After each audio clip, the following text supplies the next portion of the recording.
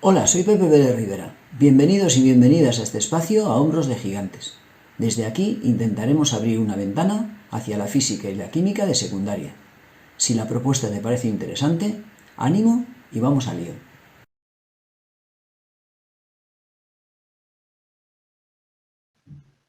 Vamos a estudiar para el curso de cuarto de ESO y dentro del tema de cálculos químicos, la preparación de una disolución a partir de un soluto en disolución concentrada. Hemos estudiado en un vídeo anterior cómo preparar una disolución a partir de una sustancia que se encuentra en fase sólida. A continuación, lo que haremos será aplicar un segundo procedimiento para determinar qué cantidad de sustancia debemos tomar cuando el soluto se encuentra en forma de disolución concentrada. Es económicamente más factible comercializar la sustancia concentrada que comercializar la sustancia diluida, de manera que tanto desde el punto de vista del transporte como desde el punto de vista del almacenaje, es más barato operar con la sustancia concentrada. Ocupa menos volumen, tiene menos masa y por tanto es más fácilmente transportable y más fácilmente almacenable. Por este motivo, hay ciertas sustancias que cuando se comercializan de esta manera. Compramos la sustancia disuelta de modo que su concentración es muy alta, la disolución es muy concentrada, y basta con añadir la cantidad oportuna de agua destilada para lograr la disolución de la concentración que necesitamos. Por otra parte, cuando trabajamos con la disolución diluida, contamos con un plus de seguridad que no nos da la disolución concentrada. En ciertos momentos hay que utilizar la disolución concentrada, pero en determinados otros es más seguro operar con la disolución diluida. Por tanto, vamos con el procedimiento para determinar la cantidad de sustancia que debemos tomar si el soluto se encuentra en disolución concentrada. De nuevo tomaremos un ejemplo para seguir los pasos a la hora de la resolución del mismo. Vamos a calcular el volumen de disolución de ácido sulfúrico concentrado del 98% y densidad 1,84 gramos centímetro cúbico que debemos tomar para preparar 250 centímetros cúbicos de disolución 0,2 molar, 0,2 moles por cada litro. Muy frecuentemente estos datos son los que nos proporcionan en este tipo de sustancias la concentración centesimal, es decir, el porcentaje de soluto en la disolución, y la densidad de esa disolución. Destacar el hecho de que cuando nos dan la densidad expresada en gramos por centímetro cúbico, se trata de gramos de disolución por cada centímetro cúbico de disolución. Tal vez en algún momento hemos trabajado con una concentración expresada en gramos por litro, gramos de soluto por cada litro de disolución, pero la densidad no lo es. La densidad es de la disolución y por tanto son gramos de disolución por cada centímetro cúbico de la propia disolución. Este es nuestro producto comercial y lo primero que haremos será determinar la concentración molar de este producto comercial. Para ello recordemos que la concentración molar viene dada como moles de soluto por cada litro de disolución. Es decir, en el numerador tendríamos moles de soluto y en el denominador tendríamos litros de disolución. Tal como puedes ver, la expresión no indica la molaridad, pero aparecerá una secuencia de factores de conversión, de modo que al final, efectivamente, esto que vamos a calcular será la molaridad. Por tanto, partimos de una proporción equivalente a lo que queremos calcular. Nuestra proporción para calcular es moles de soluto por cada litros de disolución, es decir, una proporción entre soluto y disolución. Entre los datos de enunciado, la proporción entre soluto y la disolución la encontramos en el porcentaje, en la concentración centesimal. 98 gramos de soluto, ácido sulfúrico, por cada 100 gramos de disolución. Con ayuda de la masa molar, que es 98 gramos por cada mol, en el caso del ácido sulfúrico, calcularemos los moles de soluto, es decir, los gramos de soluto ácido sulfúrico, los pasaremos a moles. Para ello, la masa molar del ácido sulfúrico es 98 gramos por cada mol, el azufre tiene una masa atómica 32, el oxígeno 16, que la multiplicaremos por 4, y el hidrógeno 1, que lo multiplicaremos por 2, dado que hay dos hidrógenos. Si sumamos todo ello, nos da precisamente 98 gramos por cada mol. Si simplificamos los gramos de soluto de ácido sulfúrico, ya tenemos en el numerador lo que necesitamos para obtener la molaridad. moles de soluto. A continuación, cambiaremos los gramos de disolución para pasarlos a volumen de disolución y posteriormente a litros.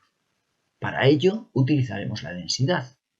La densidad indica que cada centímetro cúbico de esta sustancia corresponde a una masa de 1,84 gramos de la misma.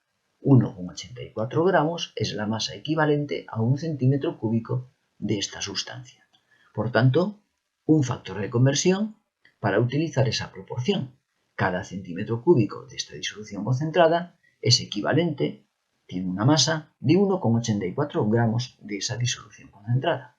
Los gramos de disolución también los simplificamos. Y para obtener moles por cada litro de disolución, tan solo nos falta pasar los centímetros cúbicos a litros. Un litro, 1000 centímetros cúbicos. De manera que, como puedes ver, en el numerador tenemos moles de soluto, ácido sulfúrico, y en el denominador litros de disolución. Efectuando cálculos, 18,4 moles de soluto por cada litro. Una disolución, como ves, muy concentrada. Si lo prefieres, 18,4 molar. A continuación veremos el procedimiento experimental para preparar la disolución. Una vez que conocemos la concentración de la disolución concentrada, vamos a averiguar qué volumen de esta disolución debemos tomar para preparar 250 centímetros cúbicos de disolución 0,2 molar. Utilizaremos la disolución concentrada, mediremos la cantidad de esta disolución preferentemente con una pipeta porque nos proporciona mayor precisión. Si no tenemos una pipeta o si por cuestiones de seguridad nos vemos obligados, utilizaremos una probeta. Ten en cuenta que la probeta tiene un cuello más ancho y por tanto una pequeña desviación en la altura del líquido ocasiona mayor error cuando utilizamos la probeta que cuando utilizamos la pipeta. De todos modos, la pipeta debe de utilizarse para estas sustancias con ayuda de un pipeteador para succionar de una forma mecánica y no utilizar la boca, dado que estas sustancias pueden ser peligrosas en caso de ser ingeridas. Tenemos nuestra pipeta en la cual vamos a medir el volumen de la disolución concentrada. A continuación, utilizaremos el matraz aforado. En el matraz aforado mediremos el volumen de la disolución diluida. Y actuaremos de la siguiente manera. Añadiremos en el matraz aforado la cantidad de disolución concentrada que debemos calcular, el volumen de disolución concentrada que hay que añadir. Este es nuestro objeto de estudio. A continuación, añadiremos agua destilada hasta el enrase. Taparemos y agitaremos. Conviene también tener en cuenta una circunstancia que aparecía en el vídeo anterior y que, si no lo has visto, te recomiendo que lo veas. Se trata de una situación en la cual, cuando añadimos el ácido sulfúrico y a continuación añadimos agua para diluirlo, ese proceso es de carácter exotérmico, libera calor. Por tanto, al liberar calor, se puede producir una dilatación del recipiente de manera que el volumen final de la disolución al enrasar fuese ligeramente superior a los 250 centímetros cúbicos que indica el fabricante. Ten presente, lo puedes comprobar, en este caso en la figura que hemos puesto, que el fabricante indica la temperatura a la cual el volumen del recipiente es el indicado. Por tanto, si nuestro recipiente es de 250 centímetros cúbicos, este volumen se corresponderá con la temperatura ambiente aproximadamente del laboratorio. Pero si se dilata, este volumen será mayor, con lo cual al agregar una mayor cantidad de agua, obtendremos una disolución cuya concentración será sensiblemente más pequeña que la concentración requerida, en este caso 0,2 molar.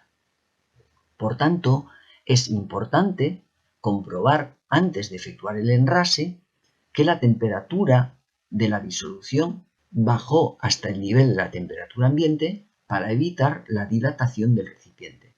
Una vez que comprobamos que la temperatura es la correcta, entonces sí podemos efectuar el enrase hasta la marca correspondiente. A continuación compararemos la fracción de disolución concentrada que hemos tomado con la pipeta o la probeta con la disolución final diluida. Tengamos en cuenta que lo que hemos hecho es cambiar de recipiente nuestra disolución concentrada y a continuación añadir agua. Por tanto, la cantidad de soluto que había en la fracción de disolución concentrada que hemos tomado coincide con la cantidad de soluto que hay en la disolución final diluida. Tan solo hemos cambiado de recipiente y añadido posteriormente disolvente, agua. Con lo cual podemos igualar el número de moles de soluto en la disolución concentrada al número de moles de soluto en la disolución diluida. Pero si tenemos en cuenta la definición de molaridad y a partir de ella la relación que hay entre molaridad, moles y volumen de la disolución, es fácil comprobar que los moles de soluto se pueden escribir como producto de la molaridad por el volumen. Ten en cuenta que ese volumen iría multiplicando a la izquierda. De manera que podemos escribir el número de moles de soluto en la disolución concentrada como el producto de su molaridad por su volumen. Y de igual modo, el número de moles de soluto en la disolución diluida. La molaridad de la disolución diluida por el volumen de la disolución diluida. De los cuatro elementos, lo único que desconocemos es el volumen de la disolución concentrada. Ten en cuenta que este lo mediremos en la pipeta o en la probeta en su caso. El volumen de la disolución diluida lo conocemos, 250 centímetros cúbicos, y las molaridades de las disoluciones también las conocemos. La de la diluida 0,2 moles litro, la de la concentrada la hemos calculado al inicio de este vídeo. Por tanto, si despejamos el volumen de la disolución concentrada, obtenemos el producto de la molaridad de la disolución diluida multiplicada por el volumen de la disolución diluida y dividido todo ello entre la molaridad de la disolución concentrada. Sustituyendo los valores, observa que las molaridades las simplificamos y el resultado final vendrá dado como volumen en litros, que si queremos pasar a centímetros cúbicos, 2,7 centímetros cúbicos. Y es todo en esta ocasión. Si te pareció interesante la propuesta, nos vemos caminando entre la ciencia como siempre, subidos a hombros de gigantes.